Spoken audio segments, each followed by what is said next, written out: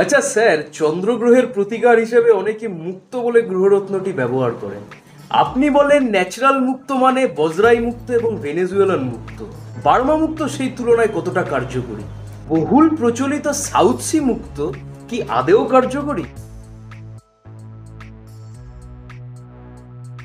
Natural pearl বলতে আমরা সেগুলোকেই বলবো যেগুলোর মধ্যে কোনো রকম হিউম্যান ইন্টারভেনশন নেই, অর্থাৎ মানুষের কোনো রকম হাত তার মধ্যে নেই, যেটা ন্যাচারালি ফর্মেশন হয়েছে ওয়েস্টারের ভেতরে।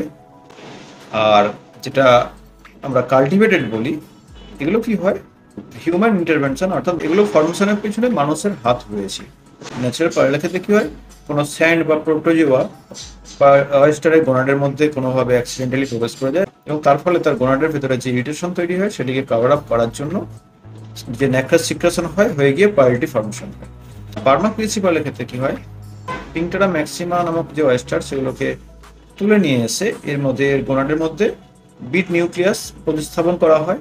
অনেক সময় কি হয়, এই যে বিট নিউক্লিয়াস এটি রিজেকশন হয়ে গিয়ে বা এটি ছাড়া স্পন্টেনিয়াসলি একটি পার্ল ফর্মেশন হয়ে গিয়ে থাকে নিজের থেকেই, সেইটা হচ্ছে কেসি পার্ল এবং আমরা এটিকে বার্মা কেসি বলি। তো এখানে বিষয়টা হচ্ছে এটা কিন্তু তৈরি হচ্ছে সম্পূর্ণ ন্যাচারাল পদ্ধতিতেই। পার্থক্য যেহেতু ওয়েস্টারটিকে মানুষ তুলে নিয়ে এসে তার গোনাডের মধ্যে একটি বিট নিউক্লিয়াস স্থাপন করেছিল, যে কারণে এটিকে কিন্তু কাল্টিভেশনের মধ্যে ফেলা হয়। সুতরাং বার্মাকেসির ক্ষেত্রে টেকনিক্যালি ভাষায় এটিকে ন্যাচারাল বলা না গেলেও এটি কিন্তু অ্যাকচুয়ালি ন্যাচারালি ফর্মেশন হচ্ছে এবং এর যে কোয়ালিটি বা এর গুণগত মান বা এর যে লাইফ স্প্যান সেটিও কিন্তু বাজরা পার্লের খুবই কাছাকাছি, যে কারণে কেসি পার্ল অর্থাৎ বার্মা কেসি এগুলো কার্যকারিতার ক্ষেত্রে খুবই খুবই উপকারী। এবং প্রাকৃতিকত্বের বিচারে যদি বাজরা ন্যাচারাল পার্লকে আপনি 100% ধরে, সেক্ষেত্রে বার্মা কেসি আপনার 80-90%।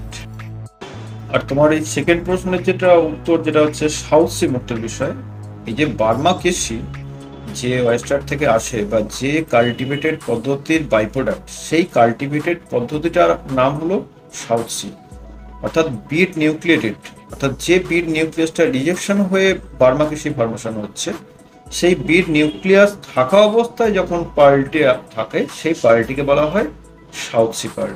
এই সাউথ সি পার্লের মধ্যে আবার অনেক রকম আসে, যেমন গোল্ড শেপের সাউথ সি পার্লটাকে সাউথ সি পার্ল হিসেবেই বাজারে বিক্রি হয়। আবার এর যখন যে শেপগুলো যখন বোরক শেপের যেগুলো, সেগুলো বোরক শেপ সাউথ সি পার্ল, সেগুলোকে বার্মা বলে অসাধু ব্যবসায়ীরা বিক্রি করে দেন। তো এই সাউথ সি পার্লের যেহেতু ভিতরে একটি বড় বিট নিউক্লিয়াস থাকে, যে কারণে এটি 100% পার্ল না। এটি যদি তুমি ভাঙো, দেখা যাবে এর মধ্যে 70 বা 80% তোমার হচ্ছে এই বিট নিউক্লিয়াস পাবে, বাকি ন্যাক্রে পাবে 20 to 30%। তাই যদি কার্যকারী মুক্ত ব্যবহার করো, সেক্ষেত্রে অবশ্যই সাউথ সি বা বোরক শেপ সাউথ সি এগুলো কখনোই গ্রহণযোগ্য না, সেক্ষেত্রে অবশ্যই বার্মা কেসি।